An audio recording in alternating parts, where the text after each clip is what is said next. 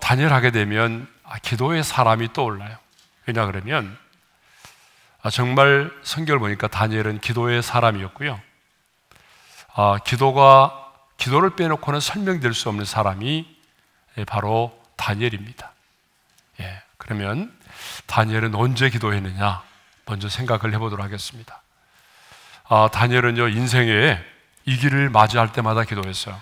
물론 다니엘은 하루에 3번씩 무릎을 꿇고 감사의 기도를 드리는 습관이 있었지만, 그래도 인생의 이 길을 만날 때마다 더 간절하게 기도에 무릎을 꿇었던 걸 알 수가 있어요. 우리가 지난번에 잠깐 언급했지만은 그 다니엘 2장을 보게 되면요, 바벨론의 왕 느부갓네살이 꿈을 꿨어요. 근데 그 꿈 때문에 번민해서 잠을 이루지 못하게 됐어요.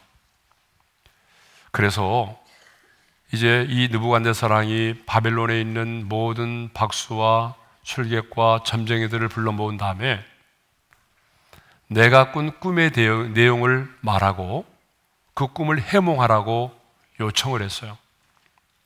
그런데 어떤 지혜자들도 그 왕이 꾼 꿈의 내용을 알 수가 없었어요. 그러자 이 느부갓네살 왕이 열받아 가지고 자기 꿈을 알지 못하는 지혜자들을 다 죽이라고 했어요. 그래서 이제 모든 지혜자들이 죽게 됐거든요. 이제 다니엘과 세 친구들도 역시 이제 죽을 수밖에 없는 그런 절대 위기 가운데 빠졌어요. 그때 다니엘은 뭐라고 그러냐면, 왕의 근위 대장에게 이제 시간을 주면은 내가 그 꿈을 해석해 주겠다라고 말을 하고, 자기 집으로 돌아와서는 세 친구들에게 기도를 부탁하고 자기도 기도를 하게 되죠. 자, 다니엘서 2장 18절의 말씀을 읽겠습니다. 다 같이요. 하늘에 계신 하나님이 이 은밀한 일에 대하여 불쌍히 여기사 다니엘과 친구들이 바벨론의 다른 지혜자들과 함께 죽임을 당하지 않게 하시기를 그들로 하여금 구하게 하니라. 이렇게 자식의 목숨이 경각에 달린 위기 순간에 친구들에게 기도를 부탁하고 자신도 기도했다는 사실이에요. 또 우리가 잘 아는 것처럼 6장을 보게 되면 다니엘은 지금 하나님께 기도를 드리면 자신이 사자굴 속에 던짐을 받게 된다는 사실을 알면서도 자신의 집으로 돌아와서는 예루살렘으로 향한 창문을 열고 무릎을 꿇고 하나님께 감사의 기도를 드렸죠. 자, 다니엘 6장 10절 우리가 너무 잘 아는 말씀인데요, 함께 읽겠습니다. 다 같이요. 다니엘이 조서에 왕의 도장이 찍힌 것을 알고도 자기 집에 돌아가서는 입방에 올라가 예루살렘으로 향한 창문을 열고 전에 하던 대로 하루에 3번씩 무릎을 꿇고 기도하며 그의 하나님께 감사했더라. 그러니까 다니엘은 이렇게 인생의 위기를 만날 때마다 하나님 앞에 기도를 했다는 거죠. 그런데 여러분 이거 아세요? 평상시에 기도가 쌓여 있었기 때문에 인생의 위기를 만날 때에 무릎을 꿇을 수 있다는 거예요. 자, 두 번째로는요, 하나님의 뜻을 깨닫기 위해서 또 무릎을 꿇어 기도했습니다. 다니엘 10장 12절을 보게 되면 기도의 응답을 가지고 온 천사가 다니엘에게 이렇게 말을 하죠. 자, 읽겠습니다. 함께. 그가 내게 이르되 다니엘아 두려워하지 말라. 내가 깨달으려 하여 내 하나님 앞에 스스로 겸비하게 하기로 결심하던 첫날부터 내 말이 응답받았으므로 내가 내 말로 말미암아 왔느니라. 그러면 다니엘은 왜 하나님 앞에서 스스로 겸비하였습니까? 네가 깨달으려 하여 이렇게 말하잖아요. 그러니까 무슨 말인가 하면 하나님의 뜻을 깨닫기 위해서 기도에 무릎을 꿇었다, 그 말입니다. 여러분, 우리는 이런 기도를 별로 할 때가 별로 없어요. 내가 뭔가 원하는 것을 얻고자 할 때, 그럴 때 기도를 많이 하잖아요. 그런데 다니엘은 하나님의 뜻을 깨닫고자 할 때 기도에 무릎을 꿇었다는 거죠. 자, 세 번째로는 하나님의 뜻을 깨달았을 때에 기도했어요. 다니엘은 하나님의 뜻을 깨달았을 때에도 기도를 합니다. 자, 오늘 본문인데요, 다니엘은 다리오 왕이 새로운 통치를 시작하는 그 원년에 말씀의 묵상을 통해서 하나님의 뜻을 깨달았다고 그랬죠. 우리 지난 시간 나누지 않았어요, 그죠? 자, 왜 우리가 바벨론 제국의 멸망을 당하게 됐는지, 택한 선민인 우리가 왜 바벨론에게 이런 침략을 당하게 됐고, 왜 우리가 바벨론 땅에 포로로 끌려와서 70년 동안 포로 생활을 하게 되는지, 그리고 바벨론 포로 생활 70년이 차게 되면 하나님이 바벨론의 왕과 백성들을 심판하사 우리가 다시 예루살렘으로 돌아가게 된다는 사실을 깨달아 알게 됐어요. 그러면 이 놀라운 사실을 깨달았을 때에 얼마나 기뻤을까요? 그러면 이제 하나님은 신실하신 분이니까 언젠가는 이제 돌아가겠지 기다리지 않았어요. 어떻게 했어요? 그 하나님의 뜻이 이루어지도록 기도했다라고 하는 사실이죠. 자, 그래서 다니엘 9장 3절에 이런 말씀이 있습니다. 다 같이요. 내가 금식하며 베옷을 입고 죄를 덮어쓰고 주 하나님께 기도하며 간구하기를 결심하고, 하나님의 뜻을 깨달아 알았을 때에 방관하지 않았어요. 그냥 기뻐하고 감동을 받는 것으로 끝나지 않았어요. 어떻게 했어요? 하나님의 뜻이 이루어질 수 있도록 기도했다는 거죠. 여러분, 또 10장에도 보게 되면 다니엘은 하나님이 보여주신 환상을 통해서 하나님의 뜻을 깨달아 알게 됐어요. 그때도 또 기도하게 되죠. 자, 우리 말씀을 읽겠습니다. 다니엘 10장 1절과 2절입니다. 다 같이요. 다니엘이 그 일을 분명히 알았고 그 환상을 깨달으니라. 그때에 나 다니엘이 세 일의 동안을 슬퍼하며, 거기 보게 되면 알았고 깨달으니라는 말씀이 있잖아요.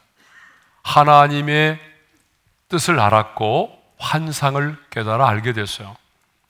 근데 깨달아 아는 것으로 끝나지 않고 세 일회를 금식하며 기도를 했다는 거죠.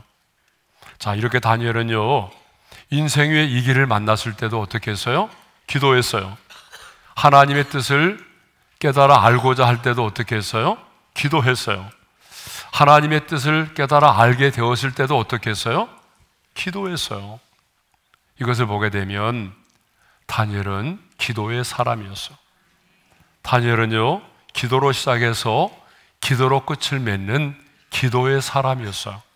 기도로 승부하고 기도로 승리했던 기도의 사람이었습니다. 그러므로 저와 여러분도 정말 기도의 사람이 되기를 원합니다. 우리가 이 땅을 떠나고 난 이후에 여러분의 자녀들의 머릿속에 우리 부모님을 딱 생각하면 어떤 사람으로 인식이 돼야 돼요? 우리 엄마 아빠는 기도하는 사람이었어. 정말 우리 아버지, 우리 어머니는 기도의 사람이었어. 여러분, 그렇게 인식이 된다면 여러분은 성공적인 인생을 살고 있는 거예요. 자, 그러면 다니엘은 누구에게 기도했느냐라고 하는 거죠. 자, 첫째로 기도의 대상이 누구냐 그러면 나의 하나님께 기도했어요. 자, 4절의 말씀을 보니까 이런 말씀이 있어요. 다 같이요. 내 하나님 여호와께 기도하며 자복하여 이르기를. 내 하나님께 기도했다고 그랬잖아요. 18절 상반절입니다. 다 같이요. 나의 하나님이여 귀를 기울여 들으소서. 19절 하반절이에요. 나의 하나님이여 주 자신을 위하여 하시옵소서. 계속해서 나의 하나님, 내 하나님께 부르짖어 기도했다라고 말하잖아요. 여러분, 6장 10절, 이 다니엘서에서는 6장 10절이 굉장히 중요한 구절이잖아요. 자, 다니엘이 집으로 돌아와서 예루살렘의 창문을 열고 전에 하던 대로 하나님 앞에 무릎 꿇고 감사의 기도를 드렸잖아요. 그런데 6장 11절을 보게 되면 그것을 멀리서 지켜본 무리들이 있었어요. 기도하고 있는 다니엘을 지켜본 무리들이 이렇게 말을 해요. 11절입니다. 다 같이요. 다니엘이 자기 하나님 앞에 기도하며 간구하는 것을 발견하고, 자기 하나님 앞에 기도하며 간구하는 것을 발견했다라고 말하죠. 그러니까 다니엘에게 있어서 하나님은요, 다른 사람의 하나님이 아니었어요. 나의 하나님, 내 하나님, 자기 하나님이었어요. 다른 사람의 하나님이 결코 아니었다는 거죠. 자, 여러분 한번 물어볼까요? 성경에 나오는 인물들 중에서 하나님을 나의 하나님으로 가장 많이 표현한 사람이 누굴까요? 다윗이죠. 예, 다윗입니다. 시편 18편 1절과 2절을 우리 한번 연거푸 읽어볼까요? 다 같이요. 나의 힘이신 여호와여, 내가 주를 사랑하나이다. 여호와는 나의 반석이시요 나의 요새시요 나를 건지시는 이시요 나의 하나님이시요 내가 그 안에 피할 나의 바위시요 나의 방패시요 나의 구원의 뿌리시요 나의 산성이시로다. 여러분, 시편 18편 1절과 2절에만요 나의 하나님이라는 말이 무려 9번이나 나와요. 근데 거기서 끝나지 않아요. 여러분, 시편을 보게 되면 계속해서 다윗은 하나님을 노래하고 기도할 때마다 다 나의 하나님이라고 말해요. 예, 나의 목자이신 하나님. 여러분, 시편 18편 6절도 한번 볼까요? 6절 다 같이요. 내가 환난 중에서 나의 하나님께 부르짖었더니. 71편 12절입니다. 나의 하나님이여 속히 나를 도우소서. 다윗은 계속해서 하나님을 나의 하나님, 나의 하나님이라고 말해.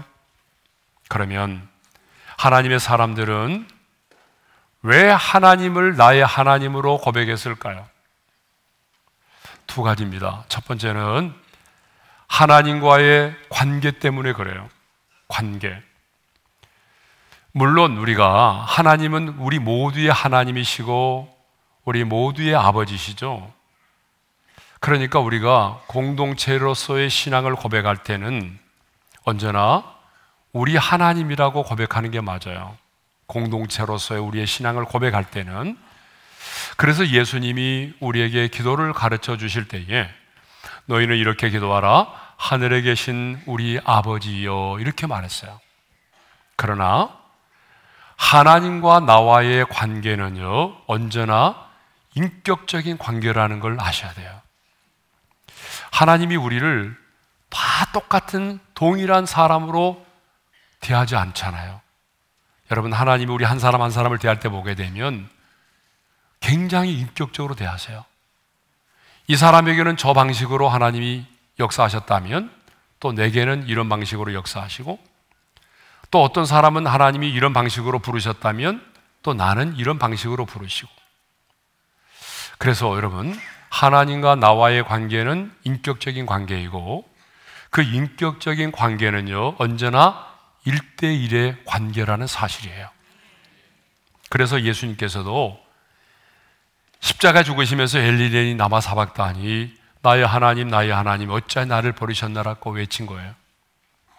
그러니까 하나님과의 친밀한 인격적인 관계에서 보게 되면 언제나 하나님은 나의 하나님이 되어야 되잖아요. 여러분이 사랑하는 아내를 부르면서 내 아내라고 말해야지 우리 아내라고 하면 되겠어요? 그건 말이 안 되잖아요. 예? 그런 것처럼 하나님과 나와의 관계는 인격적인 관계이고 그리고 친밀한 관계이기 때문에 나의 하나님이라고 우리가 부를 수 있는 거죠. 두 번째로는요, 하나님을 체험했기 때문에 그래요. 하나님의 사람들이 하나님께 기도하고 하나님을 찬양하는 것을 내 삶의 현장에서 그 하나님을 다른 사람의 하나님이 아닌 나의 하나님으로 체험했기 때문에 나의 하나님이라고 부르는 거예요. 여러분, 다니엘도 보세요. 어린 나이에 포로로 끌려왔잖아요. 근데 왕의 궁중에서 교육을 받을 때부터 그는 뜻을 정하며 살았다고 그랬잖아요. 그때부터 하나님을 경험하기 시작했어요. 왕의 진미와 포도주를 거절했음에도 불구하고 어때요? 얼굴에 윤이 나고 더 빛났잖아요. 하나님이 나와 함께 계시는 것을 경험하게 된 거죠. 그리고 방금 전에 우리가 묵상했던 것처럼 어때요? 이제는 그 느부갓네살 왕의 꿈을 해몽하지 못하면, 그 시간 안에 해결하지 못하면 죽을 수밖에 없는 위기 가운데 빠졌잖아요. 그런데 하나님이 그 꿈을 가르쳐 주시고 해몽케 하셨어요. 하나님이 자기와 함께 하신 거죠. 또 하나님께 기도함으로 사자굴 속에 던져서 죽을 수밖에 없는 위기 가운데 빠졌지만 그 사자굴 속에서도 하나님이 사자 입을 봉하시 천사를 보내서 사자 입을 봉하심으로 나를 구원해 주셨어요. 그래서 하나님이 살아계신 하나님이심을 드러냈잖아요. 이렇게 매일 순간순간 삶의 현장 속에서 나와 함께 하시고 나를 지켜주시고 나를 붙들어 주시는 하나님을 만나고 경험했기 때문에 그 하나님은 다른 사람의 하나님이 아니었어요. 나의 하나님이셨어요. 그래서 나의 하나님이라고 고백한 거예요. 나의 하나님께 기도한 거예요. 그러면 여러분, 언제 하나님이 나의 하나님 되심을 경험했냐 그 말입니다. 평범하고 평탄한 삶을 살았을 때입니까? 아니라는 거예요. 하나님의 사람들이 나의 하나님 되심을 경험할 때가 언제였냐면 인생의 위기를 만났을 때예요. 사망의 음침한 골짜기를 거닐 때입니다. 삶에 문제가 있을 때예요. 모함을 받아서 공경에 처했을 때입니다. 사람들로부터 배신을 당했을 때예요. 여러분, 만일 다니엘과 다윗에게 인생의 이런 고난과 어려움과 위기가 없었다고 한다면 과연 다니엘과 다윗이 하나님을 나의 하나님으로 만날 수 있었을까요? 없어요. 만일 다윗이 말이죠, 아주 평범하고 평탄한 인생을 살았다고 한번 생각해 보세요. 예? 그렇다고 한다면 다윗은 나의 하나님을 만날 수 없어요. 그런데 다윗은 수많은 전쟁을 치르고 죽음의 사선을 넘나드는 그 인생의 위기를 만나면서 믿었던 사람들로부터 배신을 당하면서 때로는 침상을 적시는 회개의 눈물을 흘리면서 하나님이 나의 하나님 되심을 경험했던 것입니다. 그렇습니다. 하나님은 바로 나의 하나님이십니다. 오늘 나의 기도를 들으시고 오늘 나의 기도에 응답하시고 오늘 나의 찬양을 받으시고 오늘 나의 드리는 예배를 받으시고 오늘 나에게 말씀하시고 오늘 나의 인생 가운데 개입하시고 싸우시는 하나님이십니다. 그런데 사람들은요, 인생이 힘들다는 이유만으로 나의 하나님 되심을 알지 못할 때가 참 많아요. 인생이 너무나 힘들어. 여러분, 힘들다는 것만 말하지 하나님이 나의 하나님 되심을 알지 못합니다. 그러나 여러분, 하나님은 나의 하나님이십니다. 다니엘은 하나님이 나의 하나님 되심을 알고 체험했기 때문에 내 하나님, 나의 하나님께 기도를 드렸던 거죠. 자, 두 번째로 기도의 대상은 주 하나님이셨어요. 다니엘은 또 누구에게 기도했습니까? 주 하나님께 기도했어요. 3절 하반절의 말씀을 읽겠습니다. 다 같이요. 주 하나님께 기도하며 간구하기를 결심하고, 여기 주 하나님이 뭐냐 그러면요, 바로 아도나이 엘로힘이라는 말이에요. 이 아도나이 엘로힘은 무슨 뜻이냐 그러면 우주의 절대 주권자이시면서 전능하신 능력을 가지신 하나님을 가리킬 때 쓰는 표현이에요. 그러니까 다니엘은 우주의 절대 주권자이시고 전능하신 능력을 가지신 그 주 하나님께 기도를 하는 겁니다. 여러분, 왜 이 기도가 중요하죠? 왜 주 하나님께 기도를 해야 되죠? 왜냐 그러면 이런 우주의 절대 권력자이시고 전능하신 능력을 가지신 하나님이시라야 그 당시에 가장 강력한 바벨론 제국을 무너뜨릴 수가 있고 포로된 자신들을 예루살렘으로 돌아가게 할 수 있는 분이기 때문에 그래요. 기도는 그래서 제가 정말 100번 이상 말했을 거예요. 기도는 내용보다 뭐가 더 중요하다는 거예요. 기도의 대상이 훨씬 더 중요하다라고 하는 것입니다. 왜요? 기도의 대상이 누구냐에 따라서 여러분, 우리 기도의 내용이 달라지기 때문에 그래요. 내가 지금 누구에게 기도하고 있느냐, 내가 기도하고 있는 하나님은 어떤 분이시냐, 그 하나님이 누구냐에 따라서 어때요? 기도의 내용이 달라지고 확신이 달라지는 거예요. 그렇기 때문에 여러분, 기도하려면요 어떻게 해야 되죠? 먼저 여러분들이 기도하기 전에 내가 기도하고 있는 대상이신 하나님이 어떤 분이신가를 먼저 묵상해야 돼요. 그리고 나서 기도를 해야 확신을 가지고 담대하게 기도할 수가 있는 거예요. 그래서 저는 아침에 눈을 뜨면요, 역대상 29장 11절과 12절을 암송을 합니다. 오늘 아침에도 당연히 암송을 했어요. 우리 함께 읽어볼까요? 다 같이요.